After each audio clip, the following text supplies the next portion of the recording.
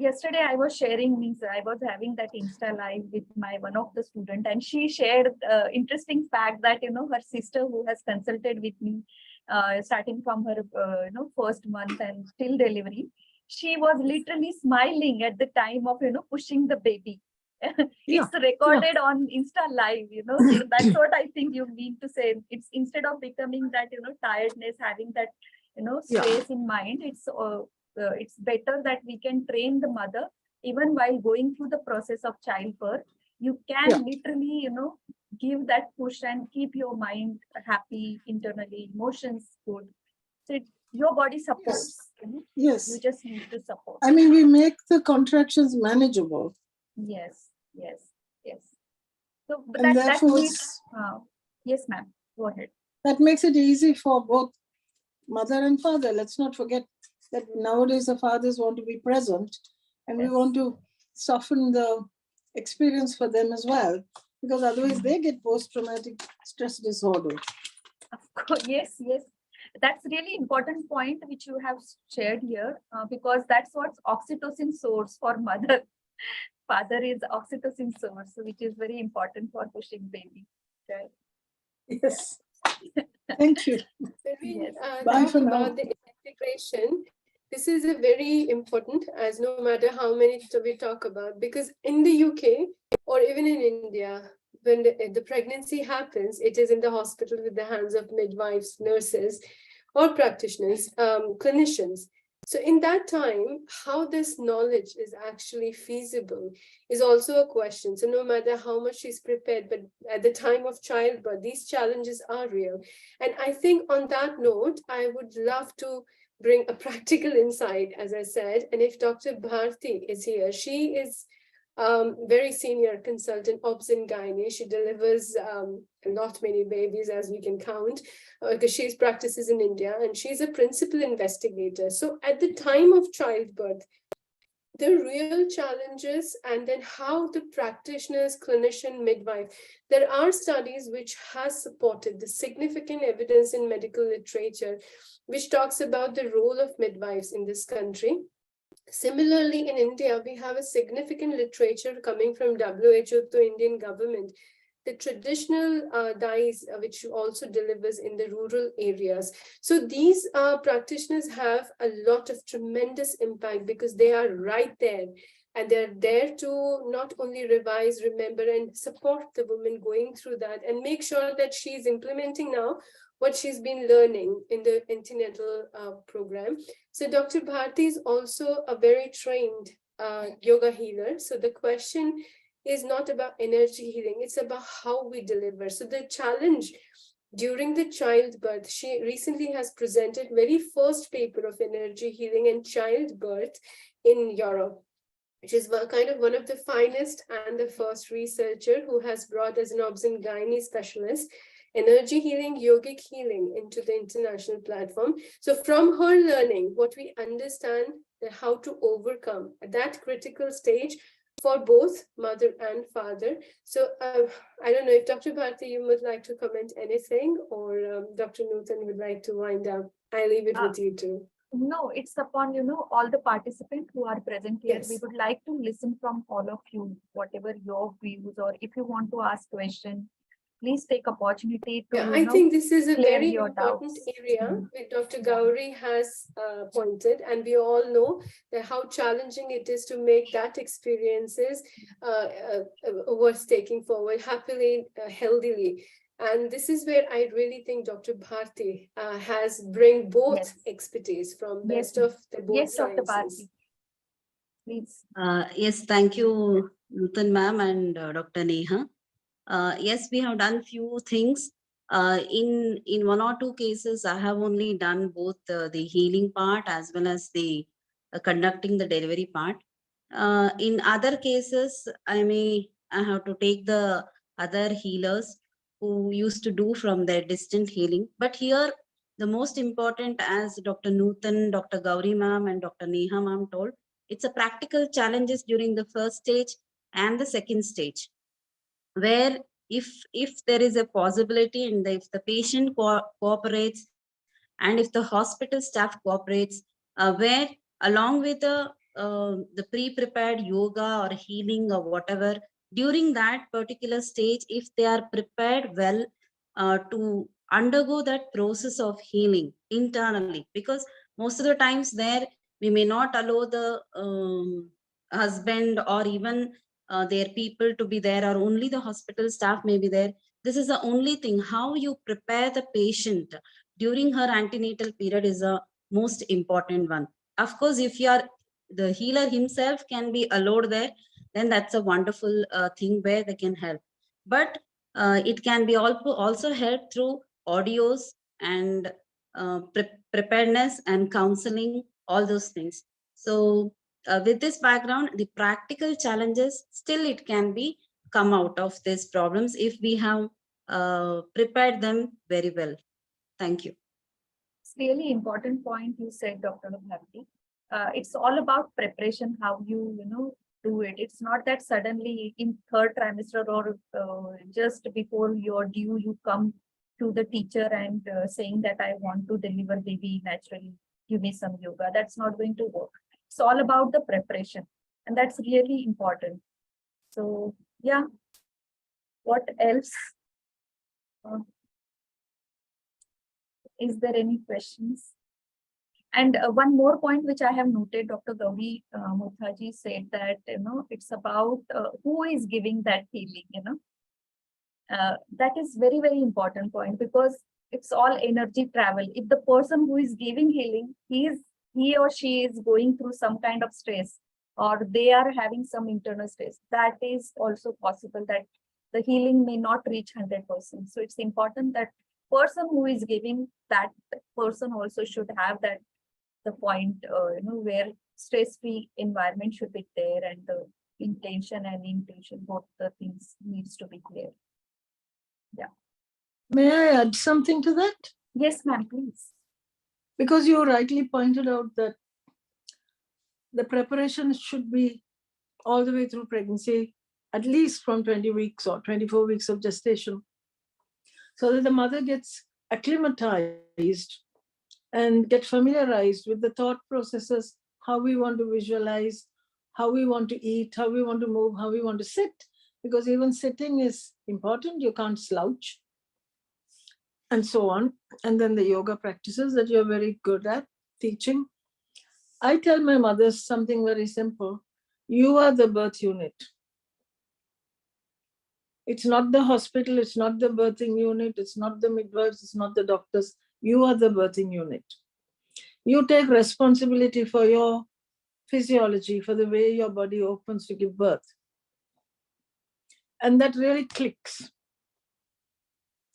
Because we can't put the blame on the fact that somebody walked into the room and disturbed the energy in the room, because it invariably will happen in a hospital, in a birthing unit. So if you put yourself, if the mother's taught how to put herself in a bubble, which we use in my hypnobirth programming, every hypnobirth course you may even study or go to, you go to your safe place in your mind. So if you're in your safe place in your mind, you are alone. You're not with the midwives, you're not with some strange people who walk in and disturb your trance when you're in the birth process. Only good and kind and wonderful things come through to you. So if we were to cultivate that that feeling of ownership for the mothers, to be able to own their birth process, to own their own birth support, to own their own physiology, then we have done a wonderful job as birth facilitators. Thank you, ma'am. It's really important point. Yeah. So, anything else? So as I always teach in my class, thoughts, words, and action, needs to be in synchronized, and that's what we teach in yoga. So everything starts from your thought, and then you put it in the word later on, and that becomes action by default. So this is a TUA principle, which I always emphasize while teaching in my courses. Thoughts, words, and action. that if everyone, it's not only about that mother, because mother always need support. Of course, she is the primary source. Whatever mother is going to think, that's going to happen. But then influencer around her may interrupt. No matter means the safe place. Now, where to find that safe place in Mumbai or in India? If we see in UK, Dr. Gauri, your space is very nice that I have visited and seen the safe, kind of things where people can come and do water bathing. But in India, we hardly find this kind of, facility. Specifically, some of my students also asked me, where do you know where we have water birth, the system where we can go, ma'am? But then I was not having that answer. So you may help me and my student to, go and guide, them to have their childbirths in that safe place. So yeah, I'm talking to Dr. Gauri, I think. Are you there, ma'am? Oh yeah, I'm here.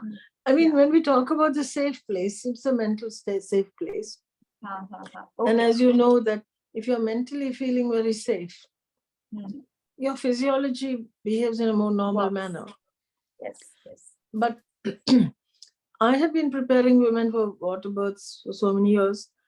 And some of them start visualizing that they're in the pool, even when they're not in the pool.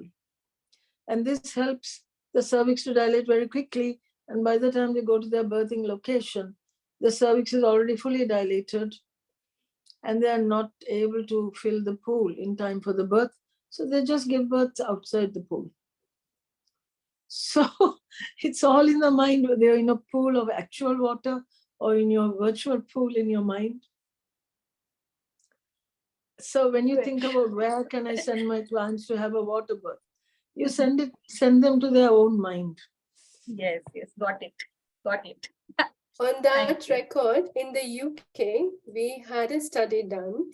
And of course, when we say in the UK, this is, we're not talking about integrating any traditional concept, but in a standard setting of the pregnancy in the routine.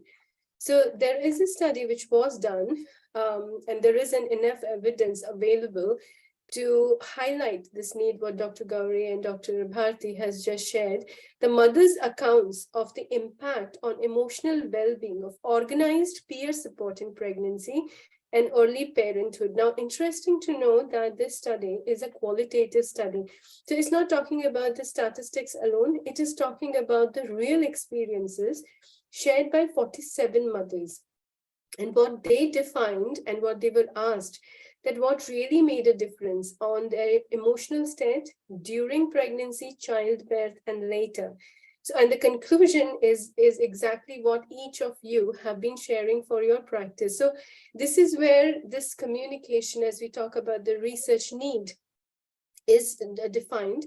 One-to-one peer support during pregnancy and during birth can have a number of interrelated positive impacts on emotional well-being of mothers. That's the conclusion of the study. And peer support is promising and valued intervention. Now, it doesn't define which intervention, because again, as all of you very clearly pointing that whatever helps her to be emotionally stable or in her own mind, as Dr. Gauri putting it together, that is all important. Now, this has a very important study also pointing in the British or any Western country scenario, the special concerns are always raised into the ethnic minority women because of the many challenges the Western world doesn't have any relationship. So when they encounter these challenges, they find it difficult. So they put a special emphasis on PME communities here, or ethnic minority women, which means culturally who are different from the Western world and who are recently migrants and experiencing multiple disadvantages. So again, refugees, migrant, basically non-English or non-Western, coming from any part of the world. Now, this intervention is equally valuable for all those women as well. So which means that research identifies unquestionable support, which is required and which does help throughout in the childbirth and postnatal, which is this emotional well-being of the mother herself. And all the intervention now, as we talk about different ways, so Ayurveda, Garbhasanskar, yoga healing, or yoga itself, the whole idea is preparing her to be emotionally stable. So this whole journey and the outcome is equal what everybody is expecting her to be. So this is, again, as I said, research is a constant learning, and what we learn from research, we implement in practice. Now, I understand none of you, including me, haven't read this paper before, but our experiences is actually aligning with the same finding, which is no different what research has found. The only difference is we have now different ways to help these interventions, whereas in the settings, we have limitations. A lot of study has put emphasis on midwife-mediated intervention or nurses-mediated interventions. A lot many times midwives. Some studies also has emphasized husband, partner-mediated. Because here in the UK or in the Western world, they're allowed to go in the labor room and they are there. So they can help during that time. So no matter who is delivering it, the whole idea is she needs to be stabilized. So the only reason I quoted this paper to say, this is practice-based experience. And now this is no different what we are finding in medical literature and no different in the clinical practice, but it's just an expanded way of taking these findings to the next level and say, well, there are more interventions which could be possible. So we are giving extra measures. So how to prepare the mother if she doesn't have a midwife or a husband in the labor room, in any reason, then what? So then how we restore her emotional stability. So we give Garbhasanskar, yoga, healing, or any tools to make sure that happens. Outcome is the same. On that note, I see any questions relating to research practices, please feel free.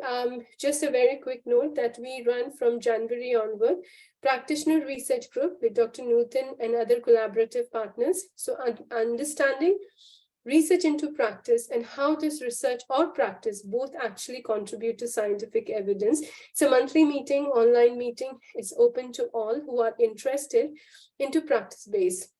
So it's open meetings starting from 29th of January. And you all are welcome. And please, when you are welcome, please feel free to talk and share about your experiences as we were chatting. It's informal. There's nothing going to be reported or questioned. So it is your learning, my learning may have a different way, but we may come with the same conclusion. So just understanding, expanding, practice, research, and patient care. The whole outcome is what we all want. Happy mother and happy child. Thank you, Dr. Neha, and special thanks to Dr. Gauri, Dr. Bharti, and everybody, all the participants for your patience listening. It's an hour. This subject is like that, we can speak, hours and hours, and but we need to again come back to the, time. We are already bounded with time and space. So let's conclude, and we can definitely meet monthly, like Dr. Neha, and we have already planned it.